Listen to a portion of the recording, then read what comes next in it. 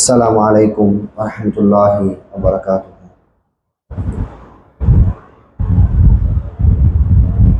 إن الحمد لله نحمده ونستعينه ونستغفره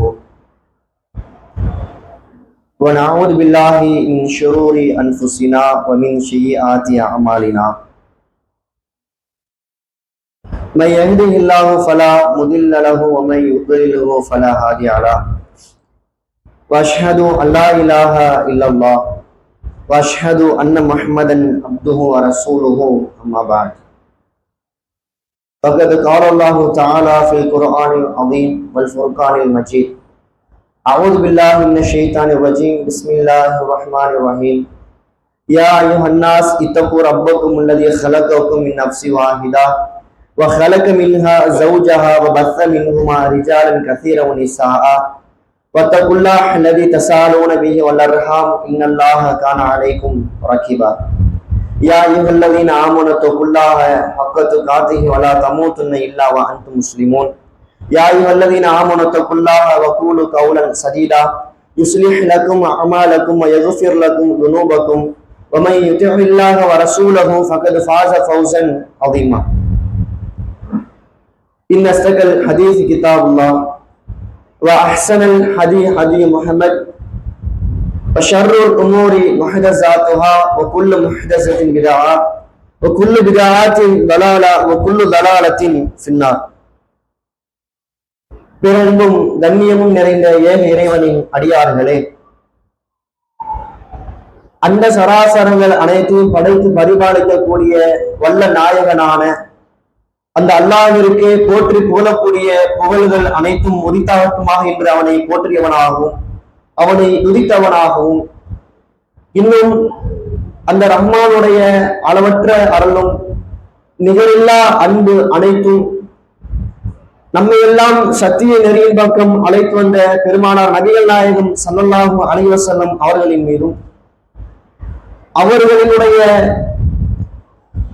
மார்க்க போதனைகளை தங்களுடைய வாழ்க்கை நெறிகளாக மாற்றி அமைத்துக் கொண்டு அல்லாஹ் நாடிய வரை இறுதி வரைக்கும் உறுதியோடு வாழ்ந்து மரணித்த உத்தம தோழர்களான சஹாபாக்கள் மீதும் சஹாபிய பெண்மணிகள் மீதும் இன்னும் குறிப்பாக சூரியன் உதிக்கக்கூடிய நாட்களிலேயே மிகச் சிறந்த நாளாக இருக்கக்கூடிய இந்த ஜும்மா தினத்தன்று அல்லாஹும் அல்லாஹுடைய தூதரும் காட்டி தந்த வழியின் அடிப்படையில் ஜும்மாவை நிறைவேற்றுவதற்காக இங்கு ஒன்று குழும் இருக்கக்கூடிய நம்மவர்கள் மீது உண்டாகுமா என்ற பிரார்த்தனையோடு எனது உரையை துவங்குகிறேன். இல்லாமல்ல அல்லாஹுவின் அடியார்களே, இந்த உலகத்தில் பல்வேறு விதமான சமுதாயங்கள் நமக்கு முன்பாக வந்து மறைந்திருக்கிறது. அந்த சமுதாயங்களில் இருந்து ஆதம் அலைஹிஸ்ஸலாம் அவர்களில் இருந்து முகமது நபி ஸல்லல்லாஹு அலைஹி வஸல்லம் அவர்கள் வரைக்கும் அல்லாஹ் ரப்பல் ஆலமீன் பல்வேறு விதமான சான்றுகளை இறக்கி அதன் மூலமாக அவர்களை பின்பற்றி வாழக்கூடிய சமுதாயம் நேர்வழியில் இருக்க வேண்டும் என்பதற்காக இப்படிப்பட்ட ஏற்பாடுகளை அல்லாஹ் செய்துகிறான். இப்படியாக அல்லாஹ்வினுடைய ஏற்பாட்டில் இருக்கக்கூடிய ஒன்றாகத்தான் இறுதி சமுதாயமாக இருக்கக்கூடிய நமக்கு அல்லாஹ் ரப்பல் ஆலமீன் முகமது நபி ஸல்லல்லாஹு அலைஹி வஸல்லம் அவர்களை அனுப்பி அவர்களுக்கு ஒரு அருட்கொடையாக திருமறை குர்ஆனை இறக்கிய ஒளி, இதன் பிரகாரம் தான் மக்கள் வாழ வேண்டும், இதனுடைய அடிப்படையில் தான் மக்கள் ஏற்றுக்கொண்டு அவர்களுடைய வாழ்க்கையாக அமைத்துக் கொண்டு தன்னுடைய வாழ்க்கையை வாழ வேண்டும் என்பதற்காக அல்லாஹ் இப்படிப்பட்ட ஒரு ஏற்பாட்டை செய்கிறான்.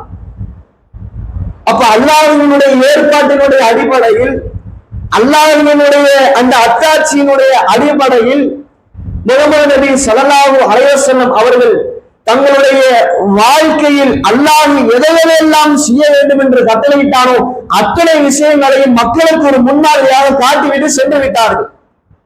ஒரு மனிதன் மலஞ்சலம் கழிப்பது எப்படி, ஒரு மனிதன் நெகம் வெட்டுவது எப்படி உட்பட ஒரு மனிதன் தன்னுடைய வாழ்க்கையில் மனிதனாக வாழ வேண்டும் என்றால் என்னென்ன செய்ய வேண்டுமோ அத்தனை நிகழ்வுகளையும் அல்லாஹ்வினுடைய தூதர் வழிகாட்டி தந்திருக்கிறார்கள். அதே மாதிரி மார்க்க போதனைகள், மார்க்கத்தில் எதை பின்பற்ற வேண்டும், மார்க்கத்தினுடைய சட்ட திட்டங்களாக அல்லாஹ்வும் அல்லாஹ்வுடைய தூதரும் எதை நமக்கு வழிகாட்டி தந்திருக்கிறார்களோ அதை மட்டும்தான் அல்லாஹ்வை நம்பிக்கை கொண்டிருக்கக்கூடிய முஸ்லிம் சமுதாயம் பின்பற்ற வேண்டும் என்கின்ற அந்த வழிமுறையும் அல்லாஹ்வுடைய தூதர் காட்டிவிட்டு சென்றிருக்கிறார்களா இல்லையா? இவ்வளவு வழிமுறைகளும் அல்லாஹ்வுடைய தூதர் அக்கு வேற ஆணி வேறாக பிரித்து காண்பிருக்கிறார்கள். அல்லாஹ்வுடைய தூதர் அதனால சொல்றாங்க, அதை தரத்துக்கும் பயந்தா உங்களை நான் வெல்லவில்லை என்று இருக்கக்கூடிய எந்த ஒரு களங்கமும் இல்லாமல் தெளிவான மார்க்கத்தில் உங்களை விட்டுவிட்டு செல்லுகிறேன். அதனுடைய இரவு கூட வெண்மையானதாக இருக்கும், பிரகாசமானதாக இருக்கும் என்று அல்லாஹ்வுடைய தூதர் சொல்கிறார்களே. மார்க்கத்தை குறித்து சொல்லுகிறார்கள், மார்க்கத்தை நான் தெளிவுபடுத்தி விட்டேன். இன்னும் மக்களிடம் கூட அல்லாஹ்வுடைய தூதர் நபி தோழர்களிடம் கேட்கிறார்கள், நான் என்னுடைய அனைத்து செய்திகளையும் எத்தி வைத்து விட்டேன் என்று கேட்கும் பொழுது கூட சகாபாக்கள் சான்றளிக்கிறார்கள், அல்லாஹ்வுடைய தூதரே நீங்கள் எத்தி வைத்து விட்டீர்கள். அப்பொழுது அல்லாஹ்வுடைய தூதர் சொல்கிறார்கள், இறைவா இதற்கு நீயே சாட்சி என்று அல்லாஹ்விடம் சாட்சியை ஒப்படைக்கிறார்கள். அப்ப இதிலிருந்து முழுமையாக என்ன தெரிகிறது? மார்க்கம் முழுமைப்படுத்தப்பட்டு விட்டது.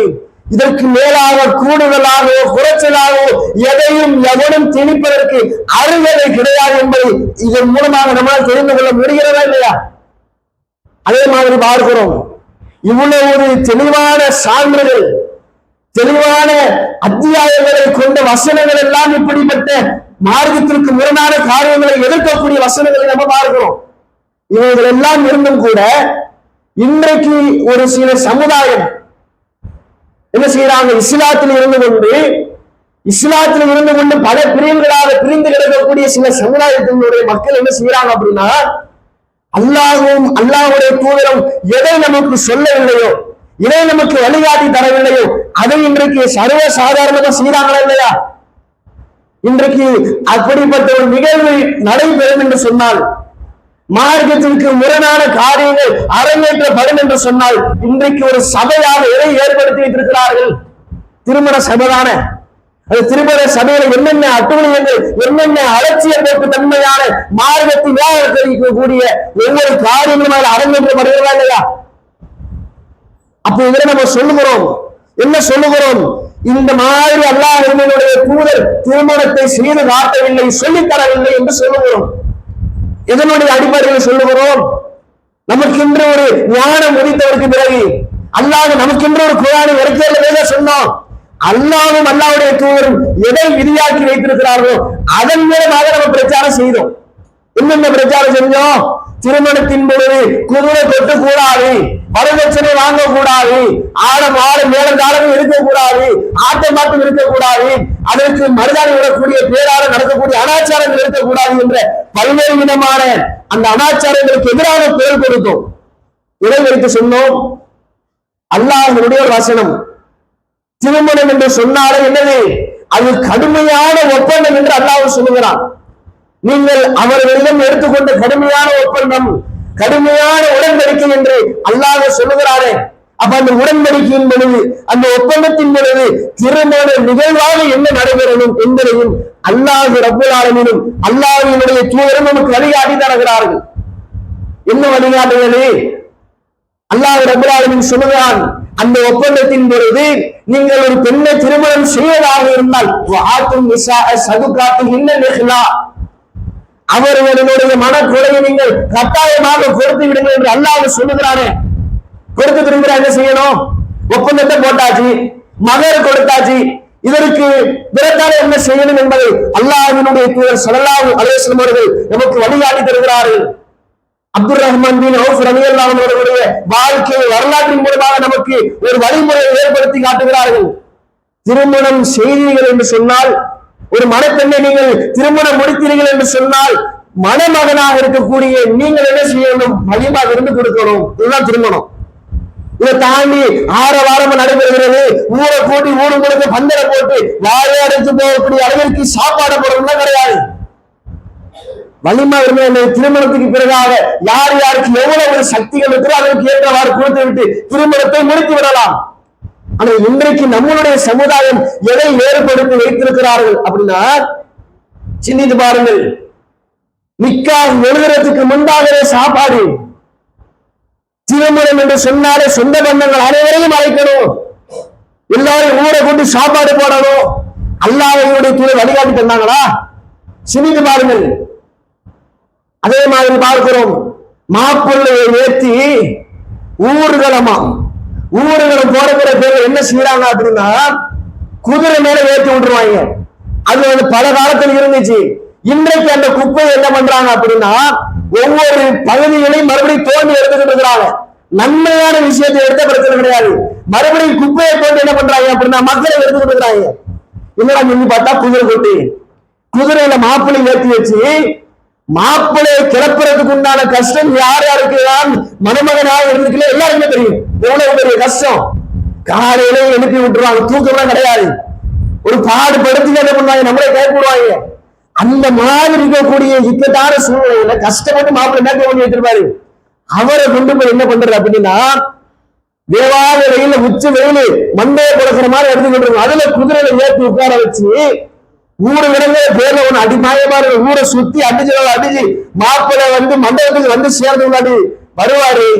வரும்போது மாப்பிள்ளை ஏற்றிட்டு வந்திருக்கிறாங்களா அல்லது வேற யாரையும் மாப்பிள்ளை வரை கூட ஏற்றிட்டு வந்திருக்காங்களே என்று யோசனை என்ற அளவுக்கு மாப்பிள்ளையுடைய கோலத்தை ஆவணமாக்கிறாங்க.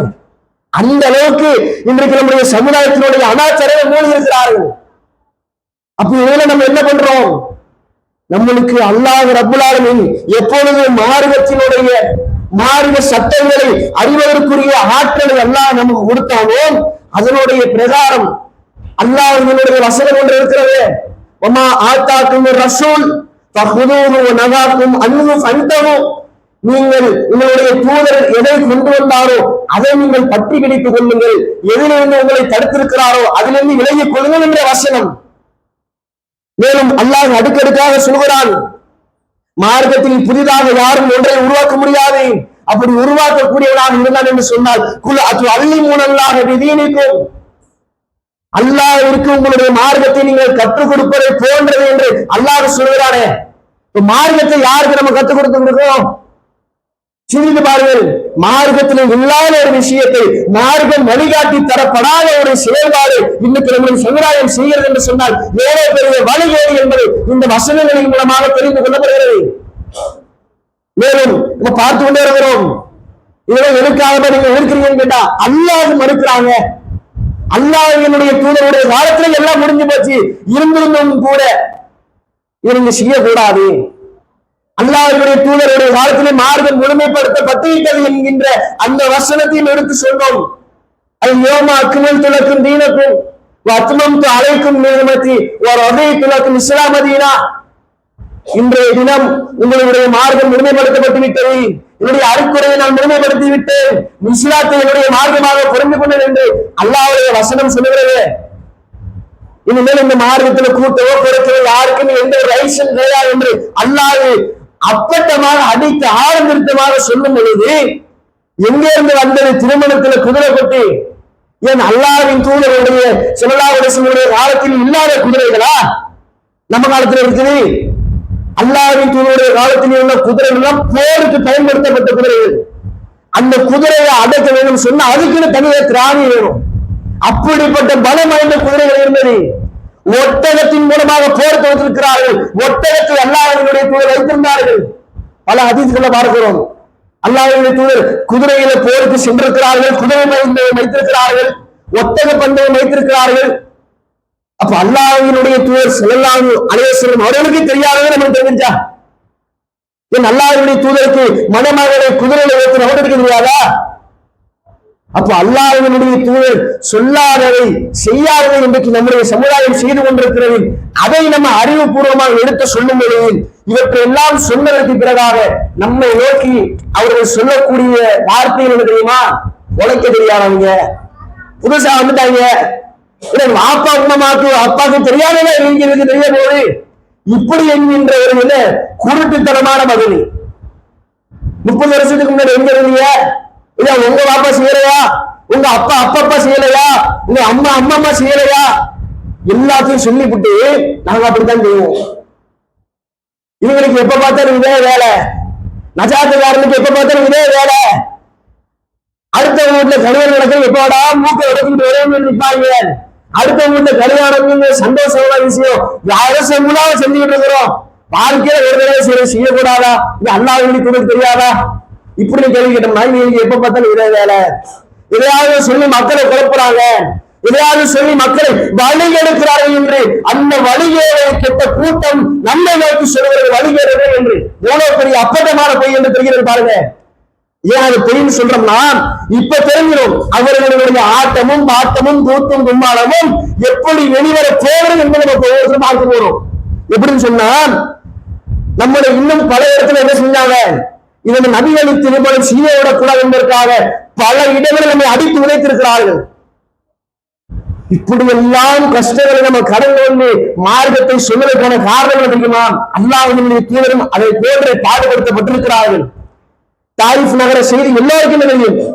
இங்க இருக்கக்கூடிய நபர்கள் எப்படியும் ஒரு 70% நபர்களுக்கு தாயிஃப் நகரத்துல அல்லாஹ்வினுடைய தூதருக்கு என்ன நடந்த நிகழ்வு அனைத்தும் நடக்குது. என்னை விட சிறந்து இறங்கியிருக்கக்கூடியவர்கள் இருப்பீங்க, யாராலும் மறுக்க முடியாதான. அல்லாஹ்வினுடைய தூதர் தாயிஃப் நகரத்திற்கு போய் பிரச்சாரம் செய்யும் பொழுது, அல்லாஹ்வினுடைய மார்க்கத்தை எத்தி வைக்கும் பொழுது பல்வேறு விதமான இன்னல்களுக்கு ஆளாக்கப்படுகிறார்கள். மனசு நொந்தவர்களாக அந்த தாயிஃப் நகரத்திலிருந்து வெளியே வருகிறார்கள். செய்தி எல்லாருக்குமே தெரியும். அப்ப அதையும் கூட அல்லாஹ்வினுடைய தூதர் பொருட்படுத்தாமல் அல்லாஹ்வினுடைய மார்க்கத்தை வேறோங்க வைக்க வேண்டும் என்கின்ற ஒரே ஒரு சிந்தனையோடு தன்னுடைய அடியை எடுத்து முன்வைத்தார்கள். அதற்கு பகரமாக அல்லாஹ் ரப்பல் ஆலமீன் கொடுத்தான் மிகப்பெரிய பரிசு, அரேபிய தீபகற்பத்தினுடைய ஆட்சியாளர் என்ற பரிசத்தை அல்லாஹ் கொடுப்பான். எவ்வளவு பெரிய வெற்றி! அல்லாஹ்வினுடைய தூதர் நினைத்திருந்தால், அல்லாஹ்வினுடைய தூதர் சொல்லாமல் போகின்றார்கள் என்று சொன்னால் அது சொல்லாம போக முடியாது. அது வேற கட்டம். அது அல்லாஹ் ரப்பல் ஆலமீன் சொல்லுகிறான், நபியே என்னுடைய செய்தியை நீங்கள் எத்தி வைத்து ஆக வேண்டும் என்று அல்லாஹ்வுடைய கட்டளை பலர்த்துகிறது. ஆனால் அல்லாஹ்வினுடைய தூதர் பிரச்சாரம் செய்யாமல் அலியிற்காக கையை உயர்த்தினார்கள் என்று சொன்னால் நம்மளால் இன்றைக்கு இந்த சத்திய கொள்கையில் உட்கார்ந்து இருக்க முடியுமா? நம்மளால் இந்த சத்திய பாதையில் அல்லாஹ்வினுடைய அருளால் இந்த ஏகத்துவத்தினுடைய அடிப்படையில் சும்மாவை நிறைவேற்றி இருக்க முடியுமா? சிந்தித்து பார்க்க வேண்டும். அப்ப அத்துணை இன்னல்களையும் கடந்து அல்லாஹ்வினுடைய தூதர் ஸல்லல்லாஹு அலைஹி வஸல்லம் அவர்கள் இந்த சத்தியத்தை அந்த அசத்தியத்திற்கு மத்தியில் உள்ளே நுழைக்கிறார்கள். அது கடைசியில் அசத்தியம் சத்தியத்தை அழிப்பது போன்று தெரியும். ஆனால் இறுதியில் அல்லாஹ் அழிப்பதை போன்ற பிம்பத்தை ஏற்படுத்தி சத்தியத்தை வைத்து அசத்தியத்தை பிரித்து காட்டினார் இல்லையா? அது மாதிரி நம்மளை நோக்கி சொன்னார்கள். அல்லாஹ்வினுடைய தூதர் எப்படி உதாசீனப்படுத்தப்பட்டார்களோ, எப்படி அவமானப்படுத்தப்பட்டார்களோ, எப்படி கேலி செய்யப்பட்டார்களோ. நமக்கு இன்னொரு பேர் என்ன தெரியுமா? மார்க்க பைத்தியம். நமக்கு பேரு மார்க்கம் என்று ஓடிக்கிட்டு இருப்பாங்க. பொண்டாடி பிள்ளை நினைக்கிறது நமக்குள்ள பேரு. புதுசா ட்ரெண்டிங் போட்டு இருக்கிறாங்க. வலைவரவை திறந்து பார்த்தோம்னு சொன்னா குர்ஆன் ஹதீஸ் பைத்தியக்காரர்கள் என்கின்ற புதுசா பேர் வச்சிருக்காங்க. அந்த அளவிற்கு இன்றைக்கு நம்மளை ஒரு வித்தியாசமான கோணத்துல நம்மள மனுஷங்களாக மதிக்கிறது கிடையாது. அந்த அளவுக்கு இன்றைக்கு சமூக வலைதளங்களை போய் பார்த்தோம்னு சொன்னா இந்த கொள்கைவாதிகளுக்காக பல்வேறு விதமான கங்கணங்கள் கொண்ட வார்த்தை எழுந்து கொண்டுதான் இருக்கிறது. மறுக்கிறதுக்கு எந்த ஒரு சான்ஸுமே கிடையாது. அதற்கு இவர்களே ஆதாரமாகவும் இருக்கிறார்கள். அப்போ அல்லாஹ்வின் தூதர் ஸல்லல்லாஹு அலைஹி வஸல்லம் அவர்களை போன்று நம்ம எவ்வளவுதான் இன்னவர்களுக்கு ஆளாக்கப்பட்டாலும் பிரச்சனை இல்லை, நம்ம எடுத்து சொல்லுவோம், எடுத்து சொல்லுவதுதான் எங்களுடைய கடமை என்கின்ற அந்த உணர்ச்சியோடு சொன்னோம் அல்லவா? அல்லாஹ் ரப்பல் ஆலமீன் நமக்கு சான்று பகர்ந்தானே, குன்தும் கைர உம்மத்தின் உக்ரிஜத் லின்னாஸ், நீங்கள் இதுவரைக்கும் வெளிப்படுத்தப்பட்ட சமுதாயத்திலே சேர்ந்த சமுதாயமாக இருக்கிறீர்கள். என்ன காரணம் என்று சொன்னால் குன்தும் கைர உம்மத்தின் உக்ரிஜத் லின்னாஸ் தஅமுருன பில் மஅரூஃப் வ தன்ஹவுன அனில் முன்கர், நீங்கள் நன்மையை ஏவுகிறீர்கள், தீமையை தடுக்கிறீர்கள். அப்போ நம்முடைய உள்ளத்தில் குடிகொண்ட வசனங்களே, நான் சிறந்த சமுதாயத்தை சார்ந்தவன்.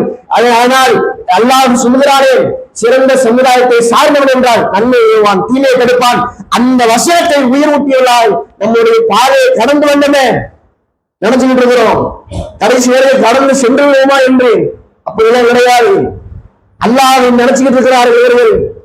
இவர்கள் நம்மை அசத்தியவாதி என்று நினைத்து கொண்டிருக்கிறார்கள். நம்ம சொல்லக்கூடிய பிரச்சாரம் எல்லாம் நம்மளாக கற்பனையாக சிந்தித்து சொல்கிறோம் என்று நினைத்துக் கொண்டிருக்கிறார்கள். ஆனால் அவர்களுக்கு தெரியவில்லை இது வல்லவர் ரஹ்மானினுடைய மார்க்கம் என்று அவர்கள் அறியவில்லை.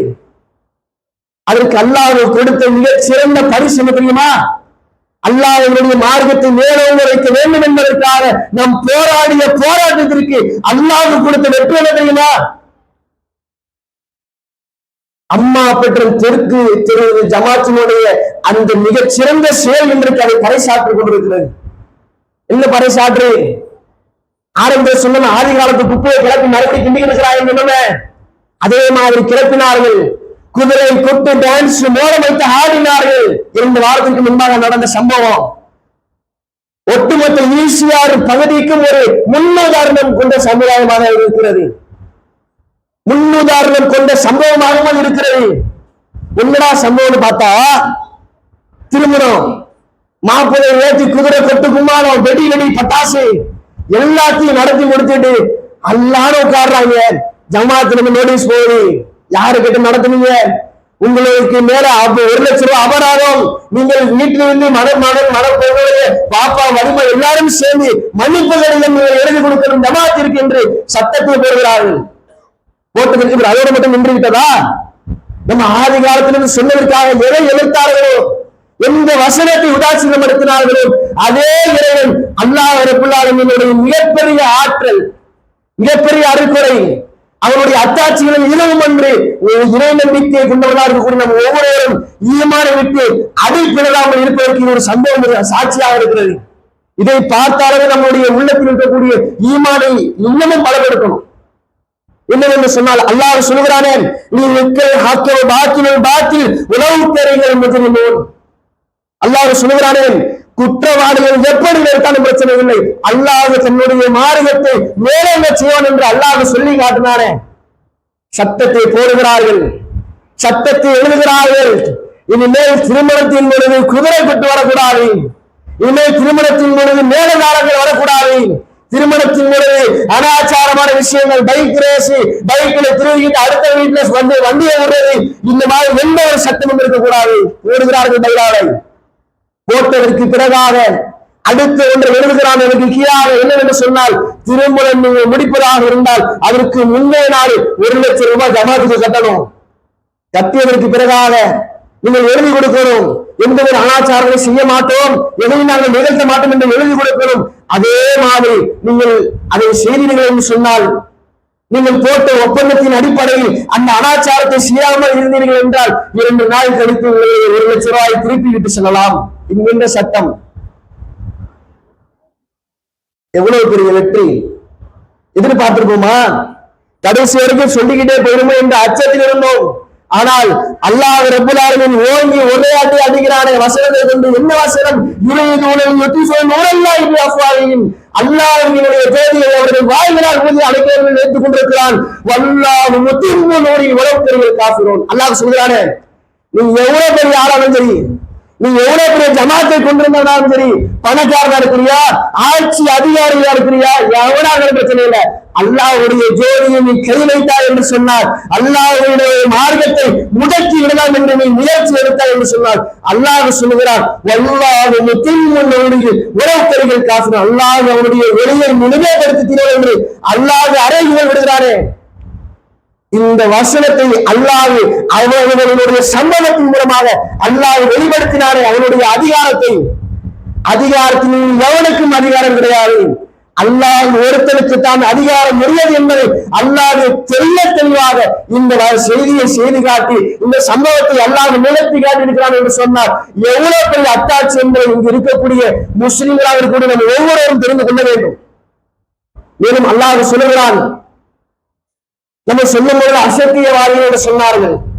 ஆனால் நமக்கு தெரியும் எது மார்க்கம், எது சத்தியம், எது அசத்தியம், எதை அலட்சியப்படுத்த வேண்டிய காரியங்கள் என்பதை நம்முடைய தூதர் சொல்லித் தந்ததின் அடிப்படையில் விளங்கிக் கொண்டோம். அதன் பிரகாரம் பிரச்சாரம் செய்தோம். அல்லாஹ் ரப்பல் ஆலமீன் சொல்கிறானே,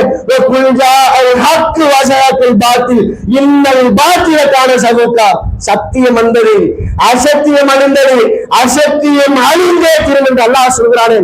அதற்கு ஒரு அல்லாஹ் மைல் கல்லாக ஆரம்ப புள்ளியாக அவர்களை அல்லாஹ் அடித்து தோற்கடித்திருக்கிறான். அடுத்தடுத்து அல்லாஹ்வினுடைய அடியும் அல்லாஹ்வினுடைய மார்க்கத்தினுடைய மேலோங்குதலும் எப்படி இருக்க போகிறது என்பதை இந்த அசத்திய கொள்கையை சார்ந்தவர்கள் பார்க்கத்தான் இருக்கிறார்கள்.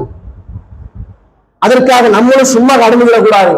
அல்லாஹ் பார்த்துக்கிறோம், அல்லாஹ் பார்த்துக்கிறோம் என்று நம்மளும் நம்முடைய மூச்சு என்றைக்கு நமக்கு நிற்கிறது அல்லாஹ் எழுதி வைத்திருக்கிறாரோ நம்மளால் அறிய முடியாது. அது வரைக்கும் சத்தியத்தை சொல்லணும்.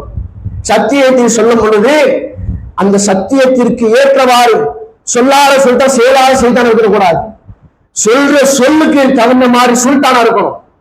கல்யாணத்துக்கு நடந்துக்க கூடாது. இந்த கல்யாணத்துல மார்க்கத்திற்கு முரணான கல்யாணத்துல கலந்து கொள்ள கூடாது என்று இருந்தோம் என்று சொன்னால் நம்ம கலந்து கொள்ள போல அல்லாஹை மறுக்கிறான் என்று தெரிகிறது. அல்லாஹ்வினுடைய வசனங்களை கேலி செய்கிறான் என்று தெரிகிறது. தெரிந்ததற்கு பிறகாக மறுநாள் வலிமாக இருந்து எப்படி மனசு வரும்? சிந்தித்து பாருங்கள். எல்லாத்தையும் நிராகரிச்சிருவானா, எல்லாத்தையும் புறக்கணிச்சிருவானா. அல்லாஹ் வேணா, அல்லாஹ் தூதருடைய போதனைகள் வேணாம், குர்ஆனுடைய வசனங்கள் வேண்டாம், எங்களுக்கு பிரார்த்தனை வேணும், அள்ளி குத்து பயிரகுமார வேணும் என்று மார்க்கத்தை முட்டுக்கட்டு போட்டு தடுத்து நிறுத்துகிறான் என்றால் எல்லாத்தையும் செஞ்சிருவார்களா? மறுநாள் என்ன செய்வார்கள்? சமரசம் செய்து கொள்கிறார்கள். எப்படிப்பட்ட சமரசம்? மறுநாள் விருந்துக்கு வந்தது பாய், பெண்களுக்கு சாப்பாடு இல்ல, நம்மளாம் கொடுக்கிறோம், நபி வழிபடல, எது சாப்பாடு, சாப்பாட்டிற்காக நம்முடைய சமுதாயம் வழி இல்லாமல் இருக்கிறது. சிந்தித்து பாருங்கள். சாப்பாடு ஹலால் தான், சாப்பாடு ஹராம் என்று நம்முடைய மார்க்கம் என்றைக்கும் தடை விதித்ததில்லை. ஆனால் அல்லாஹ்வையும் அல்லாஹ்வினுடைய தூதரின் மருத்துவத்தில் விருந்து அளிக்கிறார் என்றால் அந்த விருந்து தேவையா என்பதை சிந்தித்துக் கொள்ளுங்கள். ஏனென்று சொன்னால் அல்லாஹ் ஒரு வசனத்தை சொல்கிறானே, சாத் பின் அபீ வக்காஸ் ரலியல்லாஹு அன்ஹு அவர்களுடைய அந்த சம்பவத்தின் மூலமாக அல்லாஹ் ஒரு வசனத்தை இறக்கி அருளுகிறான். எப்படிப்பட்ட வசனம் என்று சொன்னால், அல்லாஹ் ரப்பல் ஆலமீன் இந்த ஒட்டுமொத்த மக்களுக்கும் ஒரு அடிப்படையாக அதன் மூலமாக மக்கள் விழித்துக் கொள்ள வேண்டும் என்பதற்காக இந்த வசனத்தை இறக்குகிறார். என்ன என்று சொன்னால், அதில் வாலிதைனு இஹ்சானா, உங்கள் பெற்றோர்களுக்கு நல்லுபகாரம் செய்ய வேண்டும் என்று நாங்கள் வலியுறுத்தியிருக்கிறோம். ஏனென்று சொன்னால், அவனுடைய தாய் வகனன் அல்லா வகனின், அவனை சிரமத்திற்கு மேல் சிரமப்பட்டு சுமந்தால், சிரமத்துடனே பெற்றெடுத்தால், மேலும் அல்லாஹ் சொல்லுவோம் ஆமை, அவனுக்கு பால் ஊட்டக்கூடிய வருடங்களாக 2 வருடங்களை நாம் அவருக்கு தேர்வு செய்து வைத்திருக்கிறோம். இதன் காரணமாக வாடிதைக்க, எனக்கு முதலாவது நன்றி செலுத்தி பிறகாக அவனுடைய தாய் தந்தருக்கு நன்றி செலுத்தி என்று அல்லாஹ் சொல்லிவிட்டு சொல்லுகிறான், உனக்கு அறிவில்லாத ஒரு விஷயத்தை எனக்கு இணை கற்பிக்குமாறு, என்னை மறுக்குமாறு உன்னுடைய பெற்றோர்கள் ஏவினார்கள் என்று சொன்னால் அதற்கு கட்டுப்படாத, உதாசீனம் செய்திட்டு வந்துவிடு என்று அல்லாஹ் இந்த ஒரு விதிமுறையை உண்டாக்குகிறான் என்று சொன்னால் தாய் தந்தருக்கு மட்டுமா? தாய் தந்தையரை குறித்துதான் அல்லாஹ் குர்ஆன் நெறியிலும் சொல்லுகிறான். அல்லாஹ் இதனுடைய தூதர் முக்கியப்படுத்தி சொல்கிறார்கள், தாய் தந்தையரை பேணிக்கையோடு நடந்து கொள்ளுங்கள்.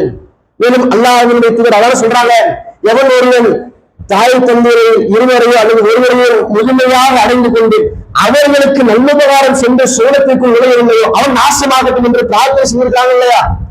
அந்த அளவுக்கு தாய் தந்தையை குறித்து வலியுறுத்தி சொல்லப்பட்டிருக்கக்கூடிய இந்த மார்க்கத்தில் அல்லாஹ் சொல்லுகிறான் ஒரு சட்டத்தை, எனக்கு இணை கற்பிக்குமாறு என்னை மறுக்குமாறு ஏன் சொன்னால் அது கட்டுப்படாத என்ற இந்த வசனத்தினுடைய அடிப்படையை வைத்து நம்ம பார்க்கணும் என்று சொன்னால், அல்லாஹ்வே மறுத்திருக்கிறான் என்று சொன்னால் அந்த சபை நமக்கு தேவைதானா?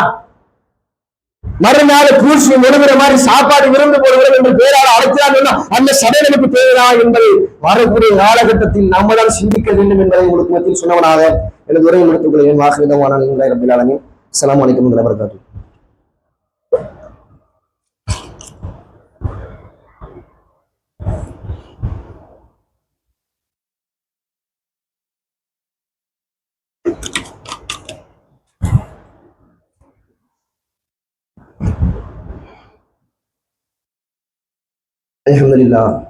அல்ஹம்துலில்லாஹி ரப்பில் ஆலமீன் வல் ஆகிபத்துல் லில் முத்தகீன். அஸ்ஸலாத்து வஸ்ஸலாமு அலா சய்யிதினா முஹம்மதின் வ ஆலிஹி வஸஹ்பிஹி அஜ்மஈன். இல்லாமல்ல அல்லாஹ்வின் அடியார்களே, சென்ற உரையில் சத்தியம் வந்தது அசத்தியம் அழிந்தது என்ற தலைப்பின் கீழாக பார்த்து வந்தோம். அதற்கு அடுத்ததாக அல்லாஹ்வையும் அல்லாஹ்வின் தூதரையும் நிராகரித்து மறுத்து ஒரு சபையை ஏற்படுத்தி அதன் மூலமாக ஒருவன் கொண்டாடி கொண்டிருக்கிறான் என்று சொன்னால், அந்த சபையினர்களிடம் இருந்து நாம் எவ்வாறு பாதுகாப்பாக இருக்க வேண்டும், அல்லாஹ்வையும் இறுதி நாளையும் நம்பிக்கை கொண்டிருக்கக்கூடியவர் அதிலிருந்து எப்படி விலக வேண்டும் என்கின்ற அந்த அணுகுமுறையையும் அல்லாஹ் நமக்கு கற்றுக் கொடுக்கிறான். எப்படி சொன்னால், 4வது அத்தியாயத்தினுடைய 140வது வசனத்தில் அல்லாஹ் சொல்லுகிறான், வக்கது நஸ்ஸல அலைக்கும் ஃபில் கிதாப், நம்முடைய வேதத்தில் இறக்கியது ஒன்றை அன் இதா சமயத்தும் ஆயாத்தில்லாஹி யக்ஃபுர் பிஹா, நம்முடைய வசனங்களை நம்முடைய அத்தாட்சிகளை மறுப்பதை நீங்கள் செவியேற்றால், மேலும் அதை கேலி செய்யப்படுவதை நீங்கள் செவியேற்றால், பல தக்குவதும் ஆகும், நீங்கள் அவர்களோடு அமராதீர்கள் என்று அல்லாஹ்வினுடைய கட்டளை இருக்கிறது. மேலும் அல்லாஹ் சொல்கிறான், அவர்கள் அந்த விஷயத்தை விட்டுவிட்டு வேறொரு விஷயத்தில் அவர்கள் ஈடுபடுகின்ற வரைக்கும், அந்த செயல்களை விட்டுவிட்டு அவர்கள் வேறொரு செயல்களில் ஈடுபடுகின்ற வரைக்கும் அவர்களோடு அமர்ந்து விடாதீர்கள். இன்னக்கும் இதெல்லாம் மிஸ்லகும், நீங்கள் அப்படி செய்தீர்கள் என்று சொன்னால், நீங்கள் அவ்வாறு நடந்து கொண்டிருந்தீர்கள் என்று சொன்னால், நீங்களும் அவர்களில் ஒருவரோடு நீங்கள் ஆகிவிடுவீர்கள். அல்லாஹ்வினுடைய வசனங்களை மறுக்கக்கூடிய யாராக இருப்பான்? காஃபிராகத்தான் இருப்பான். அப்ப அவனோடு அல்லாஹ் நம்மை இணைத்து சொல்வான் என்று சொன்னால், அப்ப அந்த பட்டத்தை நம்ம பெற்றுவிட்டோம் என்று சொன்னால், அந்த பட்டத்தை நம்மளுடைய கையில் ஏந்தியவனாக நாளைக்கு மறுமையில் அல்லாஹ்வினுடைய முகத்தை பார்ப்பதற்கு அல்லாஹ் நமக்கு வாய்ப்பு கொடுப்பானா? சிந்தித்து பாருங்கள். மேலும் அல்லாஹ் சொல்லுகிறான், இன்னல்லாஹ ஜாமிஉல் முனாஃபிகீன் வல் காஃபிரீன் ஃபீ ஹதீஸின் ஜமீஆ, அல்லாஹ் ரப்பல் ஆலமீன் சொல்லுகிறான், நாளைக்கு மறுமையிலே, நாளைக்கு எந்த ஒரு நிழலும் இல்லாத அந்த நாளில், நரகத்தினுடைய நெருப்பு சுட்டரித்து கொண்டிருக்கக்கூடிய அந்த நாளில் அல்லாஹ் சொல்லுகிறான், ஜஹன்னம ஜமீஆ, நாளைக்கு மறுமையிலே முனாஃபிக்குகள், அல்லாஹ்வை மறுத்தவன் அனைவரையும் அல்லாஹ் ஒன்று சேர்ப்பான் நரகத்திலே என்று அல்லாஹ் சொல்லி காட்டுகிறானே. சிந்தித்து பாருங்கள்.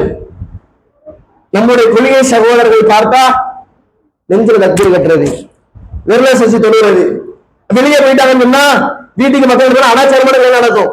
அள்ளி கொத்து தைனகுமா கம்மா அன்னஸ்த வேலை சொல்லி ஆரம்பத்திலே துவா ஓதிக்கிட்டு இருப்போம். அவர் வந்து ஆமீன் மண்டை அடிக்க வந்துக்கிறது. இப்படி எல்லாம் செய்யக்கூடிய யாருடைய தன்மை? மக்களுடைய பார்வைக்கு ஒரு மாதிரியும் அவன் தனித்து விடும் பொழுது ஒரு மாதிரியும் இருந்தால் என்று சொன்னால், அதைத்தான் அல்லாஹ் ரப்பல் ஆலமீன் தன்னுடைய தூதர் மூலமாக சொல்கிறார், ரூவத்தின் இரட்டை முகமுடையவன், இவன் தான் முனாஃபிக் என்று அல்லாஹ்வினுடைய தூதர் பட்டம் சூட்டுகிறார்கள். அப்ப அந்த தன்மை நமக்கு இருக்கிறா? அந்த தன்மை நமக்கு இருக்க வேண்டுமா? சிந்தித்து பாருங்கள். மேலும் அல்லாஹ் சொல்லுகிறான், அப்படியும் மீறி ஒரு கால் ஒரு தவறுதலாக நீங்கள் அந்த சபைகளை கலந்து விட்டீர்கள் என்று சொன்னால் அல்லாஹ் அதற்கும் ஒரு தீர்வை சொல்லுகிறான். நம்முடைய வசனங்களை புறக்கணிக்கப்படுவதை நீங்கள் பார்த்தீர்கள் என்று சொன்னால், அவர்களோடு நீங்கள் அமர்ந்து விடாதீர்கள், அவர்களோடு நீங்கள் ஒன்றோடு ஒன்று கலந்து விடாதீர்கள், அவர்கள் வேறு ஒரு காரியத்தில் ஈடுபடுகின்ற வரைக்கும். மேலும் அல்லாஹ் சொல்லுகிறான், ஷைத்தான் உங்களை மறக்கடிக்க செய்து விட்டான். அப்படி என்று சொன்னால் பல தக்கூது பாக வைக்கிறா, உங்களுக்கு ஷைத்தானுடைய மறதி ஏற்பட்டுச்சு என்றால், அல்லாஹ்வுடைய சபையில் நம்ம இல்லை என்கின்ற அந்த ஒரு விஷயத்தையே ஷைத்தான் மறக்கடிக்க விட்டதற்கு பிறகாக உங்களுக்கு நீங்க போய் உட்கார்ந்துட்டீங்கன்னு சொன்னா, அது நினைவுக்கு வந்ததற்கு பிறகாக அங்கிருந்து வெளியேறிவிடுங்கள். மேலும் அல்லாஹ் சொல்கிறான், மகள் கௌமி வாழுமேன், அநியாயம் செய்யக்கூடியவர்களோடு அநீதம் நினைக்கக்கூடிய கூட்டத்தோடு நீங்கள் தயவு செய்யுங்க, அந்த இடத்துல அமராதீங்க, வெளியே எந்திரிச்சு போயிருங்கள் என்று அல்லாஹ் ரப்பல் ஆலமீன் இந்த விதிமுறையை நமக்கு சொல்லி தருகிறான். அப்ப இதனுடைய அடிப்படையில அனாச்சாரமான சபை எதுவாக இருந்தாலும், சகோதரனுடைய கல்யாணமா, மாமா மாமியுடைய கல்யாணமா, மச்சா மச்சியினுடைய கல்யாணமா, தேவையில்லையே. அல்லாஹ்வே மறுத்துதான் ஒருத்தர் இருக்கிறாங்க சொல்லி எதற்கு?